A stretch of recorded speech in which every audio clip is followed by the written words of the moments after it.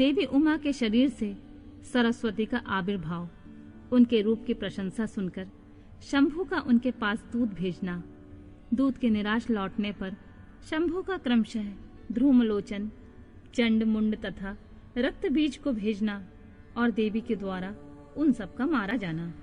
ऋषि कहते हैं, पूर्व काल में शंभु और निशंभु नामक दो प्रतापी दैत्य थे जो आपस में भाई भाई थे।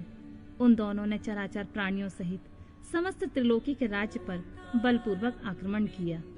उनसे पीड़ित हुए देवताओं ने हिमालय पर्वत की शरण ली और संपूर्ण अभीष्टों को देने वाली सर्वभूत जननी देवी उमा का स्तवन किया। देवता बोले, महेश्वरी दुर्गे, आपकी जय हो। अपने भक्तजनों का प्रिय करने वाली देवी, आपकी जय हो। आप तीनों लोकों की रक्षा करने वाली शिवा हैं, आपको बारंबार नमस्कार है। आप ही मोक्ष प्रदान करने वाली परा अम्बा हैं, आपको बारंबार नमस्कार है। आप समस्त संसार की उत्पत्ति, स्थिति और संहार करने वाली हैं, आपको नमस्कार है। कालिका और तारा रूप धारण करने वाली देवी, आपको नमस्कार है। छिन्नमस्ता आप ही का ही स्वरूप है, आप ही श्री विद्या हैं, आपको प्रणाम है। भुवनेश्वरी, आपको प्रणाम है। भैरव रूपणी, आपको नमस्कार है। आप ही बगलामुखी और धूमावती हैं, आपको बारंबार प्रणाम है। आप ही त्रिपुर सुंदरी और मातंगी हैं, आपको बारंबार नमस्कार है।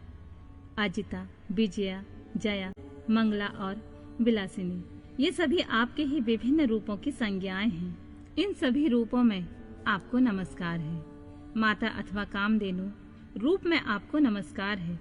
घोर आकार धारण करने वाली, आपको नमस्कार है।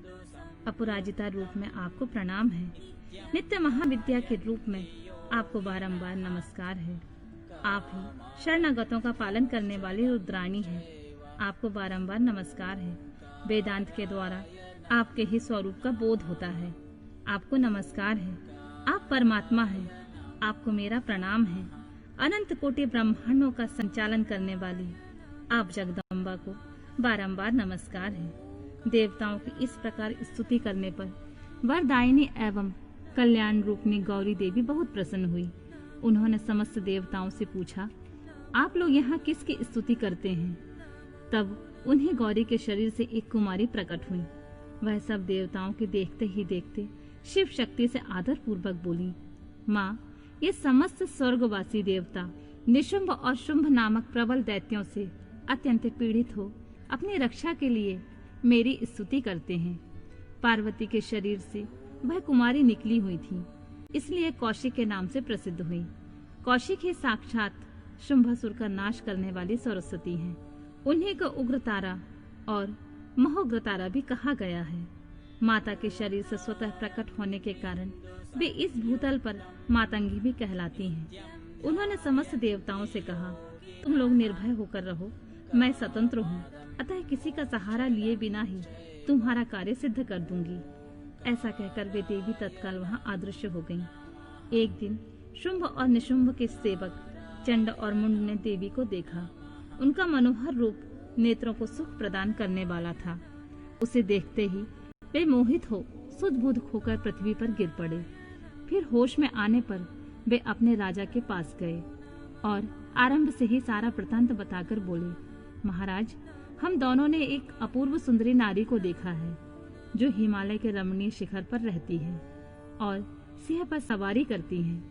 चंडमुंड की यह बात सुनकर महान असुर शुंभ ने देवी के पास सुग्रीव नामक अपना दूत भेजा और कहा, दूत, हिमालय पर कोई अपूर्व सुंदरी रहती है, तुम वहां जाओ और उससे मेरा संदेश कहकर उसे प्रयत्न पूर्वक यहाँ ले आओ। यह आज्ञा पाकर दानव शिरोमणि सुग्रीव हिमालय पर गया और जगदम्बा महेश्वरी से इस प्रकार बोला। दूत ने कहा, देवी, दैत्य शुंभासुर अपने महान बल और विक्रम के लिए तीनों लोकों में विख्यात है। उसका छोटा भाई निशुंभ भी वैसा ही है। शुंभ ने मुझे तुम्हारे पास दूत बनाकर भेजा है, इसलिए मैं यहाँ आया हूँ सुरेश्वरी। उसने जो संदेश दिया है उसे इस समय सुनो। मैंने सम्रांगण में इंद्र आदि देवताओं को जीतकर उनके समस्त रत्नों का अपहरण कर लिया है। यज्ञ में देवता आदि को दिए हुए देव भाग का मैं स्वयं ही उपभोग करता हूँ। मैं मानता हूँ कि तुम स्त्रियों में रत्न हो, सब रत्नों के ऊपर स्थित हो, इसलिए तुम काम जनित रस के साथ मुझको अथवा मेरे भाई को अंगीकार करो। दूत के मुंह से शुंभ का यह संदेश सुनकर भूतनाथ भगवान शिव की प्राण वल्लभा महामाया ने इस प्रकार कहा। देवी बोली, दूत, तुम सच कहते हो, तुम्हारे कथन में थोड़ा सा भी असत्य नहीं है, परंतु मैंने पहले से एक प्रतिज्ञा कर ली है, उसे सुनो। जो मेरा घमंड चूर कर दे, जो मुझे युद्ध में जीत ले, मैं उसी को पति बना सकती हूँ, दूसरे को नहीं। यह मेरी अटल प्रतिज्ञा है। इसलिए तुम शुंभ को और निशुंभ को मेरी यह प्रतिज्ञा बता दो, फिर इस विषय में जैसा उचित समझे वैसा करें। देवी की यह बात सुनकर दाना सुग्रीव लौट गया। वहां जाकर उसने विस्तार पूर्वक राजा को सारी बातें बताई। दूत की बात सुनकर उग्र शासन करने वाला शुंभ कुपित हो उठा और बलवानों में श्रेष्ठ सेनापति ध्रुमाक्ष से बोला, ध्रुमाक्ष, हिमालय पर कोई सुंदरी रहती है, तुम शीघ्र ही वहां जाकर जैसे भी वह यहाँ आए उसे ले आओ। आसुर प्रवर, उसे लाने में तुम्हें भय नहीं मानना चाहिए। यदि वह युद्ध करना चाहे तो तुम्हें यत्न पूर्वक उसके साथ युद्ध भी करना चाहिए। शुंभ की ऐसी आज्ञा पाकर दैत्य ध्रुमलोचन हिमालय पर गया और उमा के अंश से प्रकट हुई भगवती भुवनेश्वरी से कहा, नितंबिनी, मेरे स्वामी के पास चलो, नहीं तो तुम्हें मरवा डालूंगा। मेरे साथ 60,000 असुरों की सेना है। देवी बोली, वीर, तुम्हें दैत्यराज ने भेजा है, यदि मुझे मार ही डालोगे तो क्या करूंगी, परंतु युद्ध के बिना मेरा वहां जाना असंभव है, मेरी ऐसी मान्यता है। देवी के ऐसा कहने पर दानव ध्रुमलोचन उन्हें पकड़ने के लिए दौड़ा, परंतु महेश्वरी ने हूं के उच्चारण मात्र से ही उसे भस्म कर दिया। तभी से वे देवी इस भूतल पर धूमावती कहलाने लगी। उनकी आराधना करने पर वे अपने भक्तों के शत्रुओं का संहार कर डालती हैं। ध्रुमाक्ष के मारे जाने से अत्यंत कुपित हुए देवी के वाहन सिंह ने उनके साथ आए हुए समस्त असुरगणों को चबा डाला। जो मरने से बचे वे भाग खड़े हुए। इस प्रकार देवी ने दैत्य ध्रुमलोचन को मार डाला। इस समाचार को सुनकर प्रतापी शुंभ ने बड़ा क्रोध किया। वह अपने दोनों ओठों को दांतों से चबाकर रह गया। उसने क्रमशः चंडमुंड तथा रक्तबीज नामक असुरों को भेजा।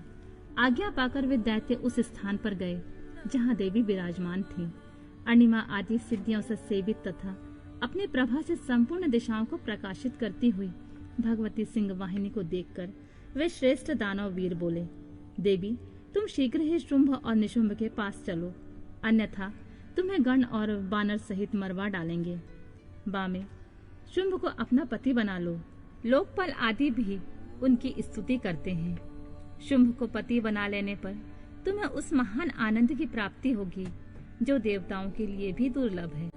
उनकी ऐसी बात सुनकर परमेश्वरी अम्बा मुस्कुराकर सरस मधुर वाणी में बोली, अद्वितीय महेश्वर परब्रह्मा परमात्मा सर्वत्र विराजमान है, जो सदा शिव कहलाते हैं। वेद भी उनके तत्व को नहीं जानते, फिर विष्णु आदि की तो बात ही क्या है। उन्हीं सदाशिव की मैं सूक्ष्म प्रकृति हूँ, फिर दूसरे को पति कैसे बना सकती हूँ। सिंहनी कितनी ही कामातुर क्यों ना हो जाए, वह गीदड़ को कभी अपना पति नहीं बनाएगी। हथनी गधे को और बाघिन खरगोश को कभी नहीं वरेगी। दैत्य, तुम सब लोग झूठ बोलते हो, क्योंकि काल रूपी सर्प के फंदे में फंसे हुए हो। तुम या तो पाताल को लौट जाओ या शक्ति हो तो युद्ध करो। देवी का यह क्रोध पैदा करने वाला वचन सुनकर वे दैत्य बोले, हम लोग अपने मन में तुम्हें अबला समझकर नहीं मार रहे हैं, परंतु यदि तुम्हारे मन में युद्ध की इच्छा हो तो सिंह पर सुस्थिर होकर बैठ जाओ और युद्ध के लिए आगे बढ़ो। इस तरह वाद विवाद करते हुए उनमें कलह बढ़ गई और सम्रांगण में दोनों दलों पर तीखे बाणों की वर्षा होने लगी। इस तरह उनके साथ लीला पूर्वक युद्ध करके परमेश्वरी ने चंडमुंड सहित महान असुर रक्तबीज को मार डाला। वे देववैरी असुर द्वेष बुद्धि करके आए थे, तो भी अंत में उन्हें उस उत्तम लोक गति की प्राप्ति हुई जिसमें देवी के भक्त जाते हैं।